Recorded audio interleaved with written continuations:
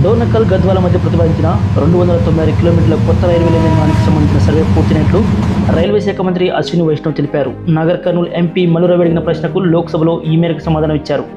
DPR తయారీ కోసం నిర్వహించిన సర్వే ప్రకారం ఈ లైన్ సూర్యాపేట, నల్గొండ, కల్వకుర్తి, నగర్ కర్నూలు, వనపర్తి మీదుగా సాగుతుందని చెప్పారు. డిపిఆర్ తయారీ తర్వాత రాష్ట్ర ప్రభుత్వంతో పాటు నీతి ఆయోగ్, ఆర్థిక శాఖలతో సంప్రదించిన అనంతరం ప్రాజెక్టు నిర్మాణానికి అవసరమైన అనుమతులు మంజూరు చేస్తామని వెల్లడించారు.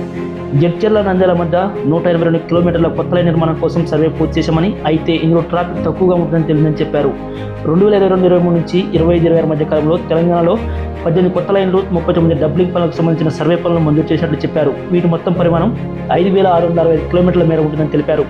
రాష్ట్రంలో ముఖ్యమైన కొన్ని రైల్వే ప్రాజెక్టుల పూర్తికి 2,343 హెక్టార్ల భూమి కావాల్సి ఉండగా ఇప్పటి వరకు 1,580 హెక్టార్లు అంటే 67% సేకరించామని, ఇంకా 740 హెక్టార్లు 33% సేకరించాల్సి ఉందని చెప్పారు.